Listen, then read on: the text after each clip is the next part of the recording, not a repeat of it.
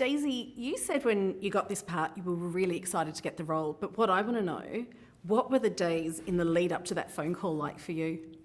Well, it was a really quick turnaround. I've never had it sort of be that quick. I auditioned for the part on Zoom.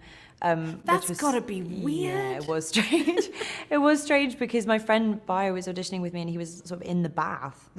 He was in the bath, and Livy, the director, was balanced on about 4 pillows, and I was like trying to give this performance, which was very odd. But and then I pretty much found out, I think, the day after. So oh wow! So it was really quick. Yeah, I sort of didn't have enough time. I didn't have that much time to sort of think about it, so it was very... Because what's that period usually like? You audition, then you have to wait a while, you have to try and forget about it, but you don't forget about it, do you, till you get that call? No, so, especially when something really means a lot to you, and you read that part and you read that script and you think, I know I could do something.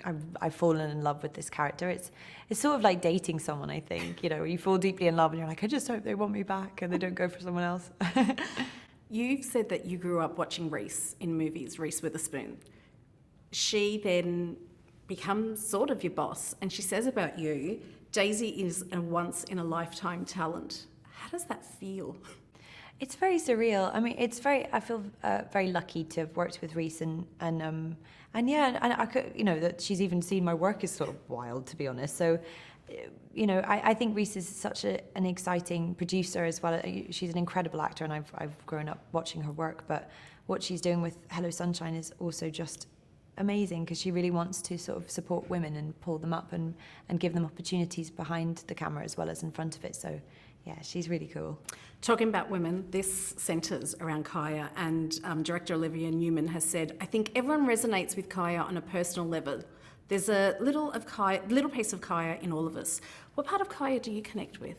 I think Kaya's a very curious person, and I guess I'd like to be and think I am quite curious. And she loves her environment so much. She lives in this beautiful marsh, but she wants to understand it as much as she can and learn everything she can about it. And I feel like maybe that's why I like acting, because when I get a character, I want to sort of know everything I can about that person and try and sort of understand them. So yeah. Kaya says to Tate, sometimes I feel invisible. I wonder if I'm here at all. That was completely different to your experience with normal people. How did life change for you? You went from not being invisible, but, people not necessarily knowing you publicly, and then all of a sudden you're everywhere during a pandemic. Yeah, it was a very, very surreal time in my life, which I think I'm still sort of looking back and trying to unpick how it felt, because it was a surreal time for all of us. It was so unprecedented, and I think it's funny because I love people watching, and I think that's a brilliant part of what I do, is that you get to sort of people watch and pick up little things that you're like, oh, I might use that in a character. So it's an odd thing then being watched a little bit more outside yourself and getting used to what that feeling is. But I owe everything to that job, and it means so much to me, and my best friends are from it too. So it's lovely being back in Dublin and being here, because I filmed here 3 years ago now, which is crazy. That's a bit weird, isn't it, when you look back and go, well, that was 3 years ago, but it's all really starting to take off now.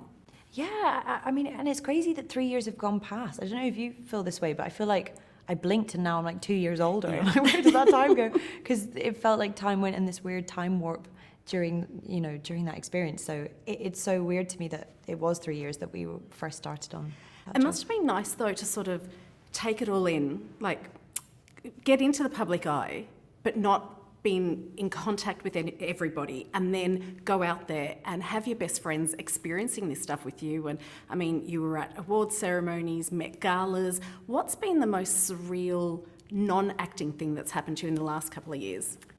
Gosh, I think maybe this year, maybe the MET Gala was one of them, because I'd obviously followed it online for a while, and sort of the entire way through being there, I was like, I just kind of couldn't believe I was there, that I slightly felt like I was having an out-of-body experience and was watching myself sort of navigate the room. So, and then you're there with your mate and then as well. Paul was there, so we were both kind of like, this is crazy. I think that was probably the wildest, just the oddest experience, definitely.